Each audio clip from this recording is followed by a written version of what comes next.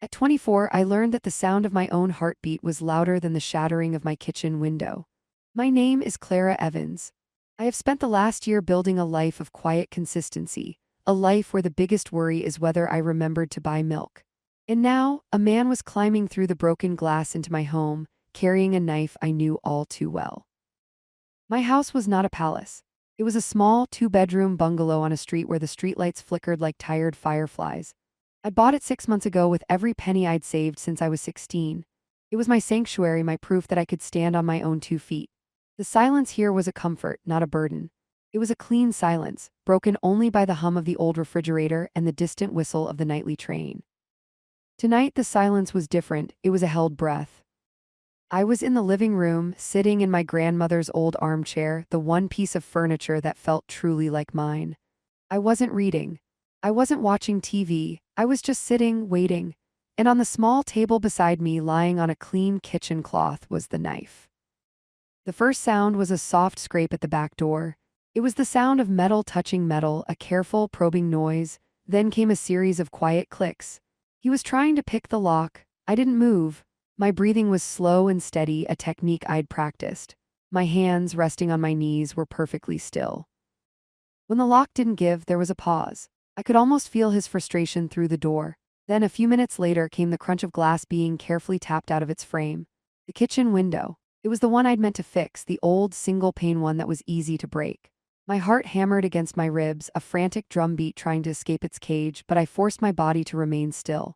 This was the moment I had prepared for. A leg, clad in dark jeans, swung over the windowsill, then another. A figure, tall and dressed in a black hoodie, landed with a soft thud on my kitchen floor. He stood there for a moment, letting his eyes adjust to the deeper darkness inside. I could see the glint of the streetlight catching the object in his right hand. It was a knife, about 8 inches long, with a serrated edge near the handle. A hunting knife. My knife. A year ago, my life was a shared space. I lived with my older brother, Leo, in a cramped apartment in a noisy part of the city. Leo was all I had. Our parents died in a car accident when I was 15, and he, at 19, became my guardian. He was my rock, but he was also a storm. Leo was charming and full of life, but he had a dangerous habit of trusting the wrong people and getting involved in schemes that were always destined to fail. His last scheme was the worst. He'd borrowed money from a man named Vince. He'd shown me the knife once, a gift from Vince, he said, for a job well done. It was a cruel-looking thing. I hated it. "It's for protection, Clara," he'd said, his smile not quite reaching his eyes.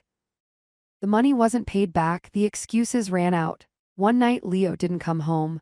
The police found him 2 days later in a ditch on the outskirts of the city. The official report said it was a hit and run. But I knew it was Vince. The knife was gone from Leo's apartment. The police had no evidence, no leads. Vince walked away, free and clear. After the funeral, a coldness settled in my chest, a hard, sharp thing that replaced the grief. I packed my bags, used my savings for the down payment on this house far away from that city and its memories. I thought I could outrun the past. I thought silence could be a bandage. Then 3 weeks ago I saw him, Vince. He was in the supermarket looking older, harder, but it was him. Our eyes met across the produce aisle. There was no recognition in his at first, and then a slow, ugly dawning. He knew who I was, Leo's little sister. He didn't approach me. He just smiled, a slow, predatory smile, and walked away. The fear came back, cold and paralyzing. I went to the police here. They were kind but helpless. "Did he threaten you?" the officer asked. "No, he hadn't. We can't do anything, miss, just be careful, maybe get a security system." A security system would take time I felt I didn't have. So I did the only thing I could think of. I went into the small storage unit where I kept Leo's things, the boxes I couldn't bear to open. I dug through them until my fingers closed around a familiar, heavy leather sheath. I pulled out the knife. Leo's knife. The one Vince had given him. The one that was probably the last thing my brother ever saw. I cleaned it. I sharpened it until the edge could split a hair. And I decided that if Vince was coming for the last piece of Leo's family, he would find her waiting. He would find her holding his own weapon. The figure in my kitchen started moving, his steps soft and deliberate. He was heading toward the hallway, toward the bedrooms where he assumed I would be sleeping. I slowly rose from the armchair. The floor didn't creak. I had memorized every safe spot over the past few weeks. I picked up the knife from the table. The handle was cold and familiar in my hand. It felt like justice. It felt like grief. I didn't turn on the lights. I moved into the hallway, becoming just another shadow. I could hear him rustling through drawers in my bedroom. He wasn't being particularly quiet anymore. He thought the house was empty of any real threat. He thought I was a scared young woman, probably cowering under the covers. He was wrong. I stood just outside the bedroom door, hidden by the darkness of the hallway. My heart was no longer pounding. It was a steady, powerful drum. The coldness in my chest had spread through my veins, making me calm, making me focused. This was no longer just my house he was violating. It was my brother's memory. It was my peace.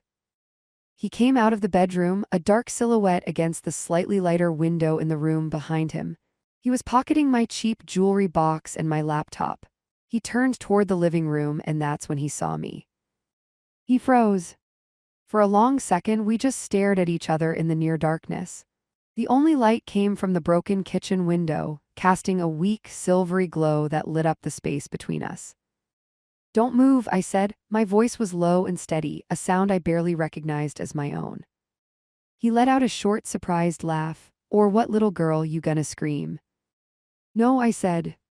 I took a step forward into the sliver of light. I raised my hand, and the streetlight caught the polished steel of the knife I was holding. I saw his eyes drop to it. I saw the confusion, then the dawning recognition, and finally, the first flicker of fear. He knew this knife. His own knife came up, a reflexive gesture. "You think you can use that?" he sneered, but the sneer was weak. It was covering his shock. "I know this knife, Vince," I said, my voice still calm. "I've held it before. My brother showed it to me. He told me a man without a soul gave it to him." He flinched at the sound of his name.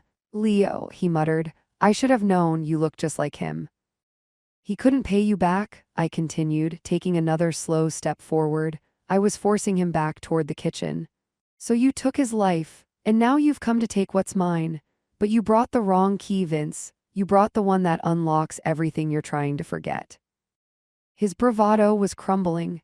The sight of his own weapon, the one he had likely used to intimidate so many, now turned against him by his victim's sister, was breaking his nerve. "It was an accident," he blurted out. "We argued, he fell." "He didn't fall," I said, my voice hardening for the first time. "You pushed him, and then you left him there. You left my brother in a ditch."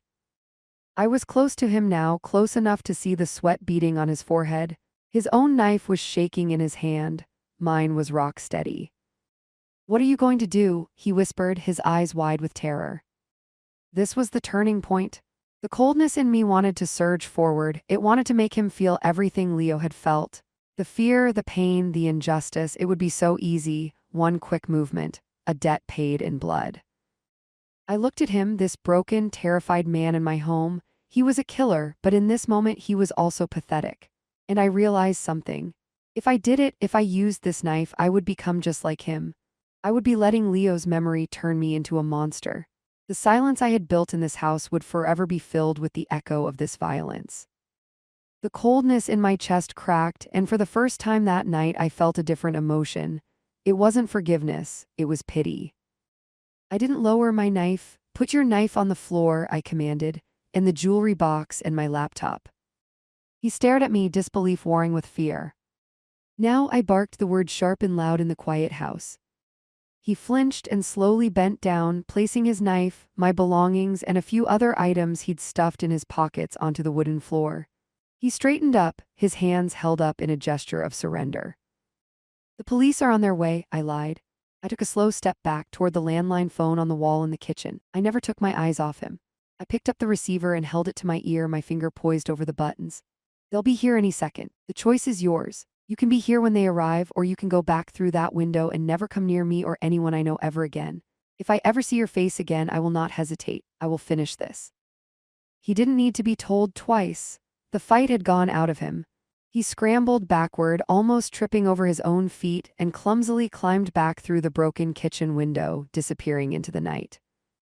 I stood there for a full minute, then two, listening to the sound of his fleeing footsteps fade away.